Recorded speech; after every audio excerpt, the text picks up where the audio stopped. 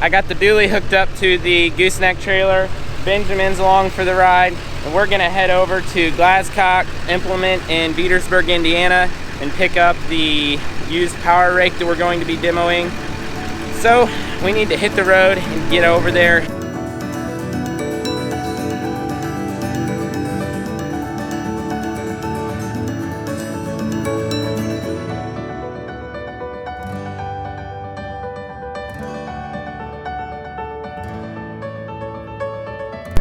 Okay, we've got the rake home. Now we are going to unload it. See, here it is. It is a Claas linear 550T. It's got a 17-foot, 4-inch working width. The rotor's probably only 15 feet, but it is the biggest single rotor that they make. Right now, we've got it all set up. We might have to play with the height adjustments just a little bit when we're out in the field actually working it. But right now, I'd say it's good. We're gonna flip up the wings and put it away, and hopefully y'all will see it running tomorrow. It is the next day, and we are out here with the Claas linear 550T. We're gonna start raking this hay and alfalfa. It is second cutting. I'm really excited to see how this does, so I'm gonna start raking this field and we'll see how it turns out.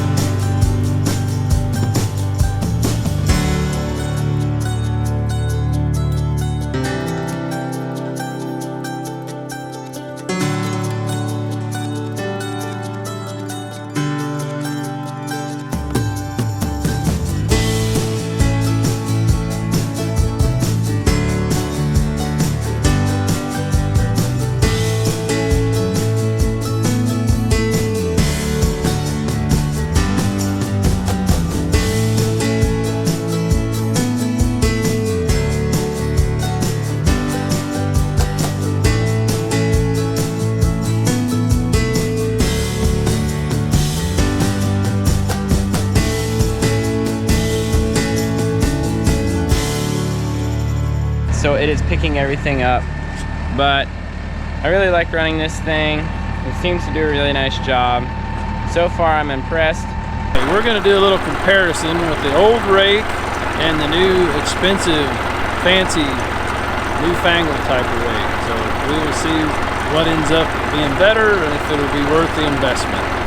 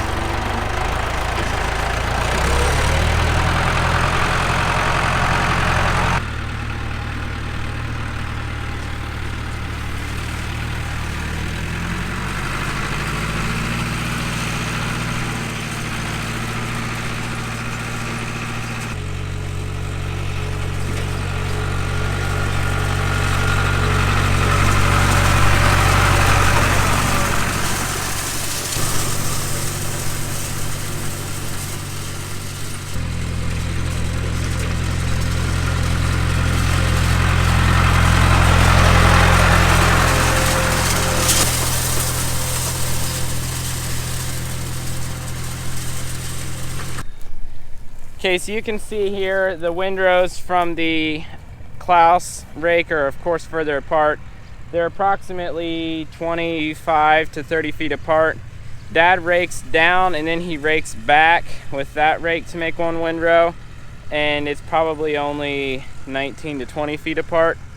But I noticed real quick, well, it's a little bit dry right now as we're raking it, so we're losing some leaves, but over here where the rotary rake was, there's some leaves, but it seems like there's just a few more leaves over here where the V-rake is. There's just a lot on the ground. In both places there are quite a few leaves, but it just seems like there's a little bit more where the V-rake was. So right now we're comparing second cutting. There's not as big a difference between rakes. Usually the V-rake on the first cutting makes a giant rope of hay, whereas the rotary rake will not. With the second cutting, they're both a little more fluffy, so there's not going to be as significant of a difference. So right now we're driving to the other end of the field because I kind of forgot about side delivery rakes and always making sure you start on the right side for your delivery to get the pattern right. So we're driving to the other end real quick, and then I'm going to start there and do the whole field. I can see though why people like twin rotor rakes, because it would go faster, but in order to do what we'd want, we'd have to get a twin rotor side delivery, and those rakes come in at about $30,000. So it's not really an option for what we're doing. This seems like it should work for our size farm now. Down the road, as we do more and more hay, the raking would get more and more involved until the point where you got to get something bigger. But a rare rake like this holds its value very well. So we'll see.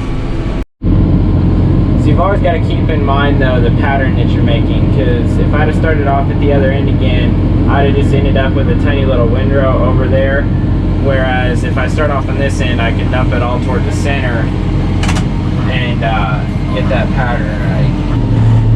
That thing spins pretty fast with how low RPM the tractor's running.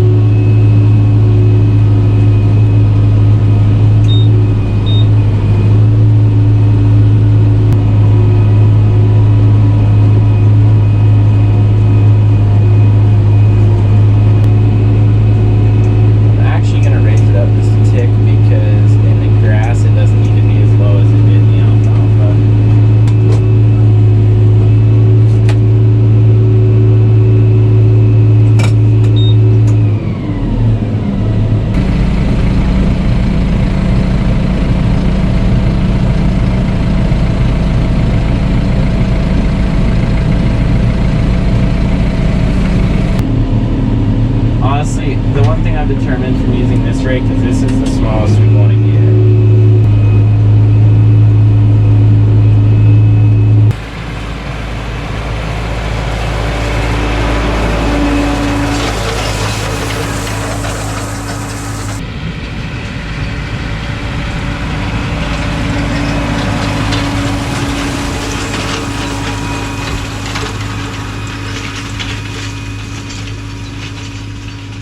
Okay guys, I have got all the raking done and the rake is put back in the shed here.